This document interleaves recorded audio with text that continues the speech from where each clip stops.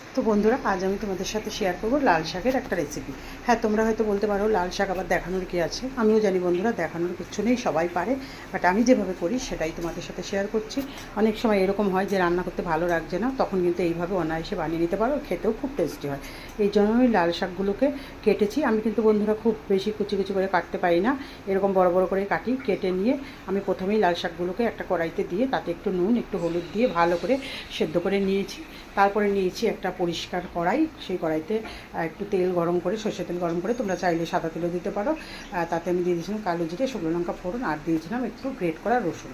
তারপরে দিয়ে ভালো করে চেরা কাঁচা লঙ্কাও দিয়েছিলাম, ভালো করে নেড়ে চেড়ে নিয়ে তাতে দিয়ে দিয়েছিলাম বাদামগুলো ভেজে নিয়েছিলাম, কয়েকটা চীনা বাদাম, আর 1 চামচ পোস্ত।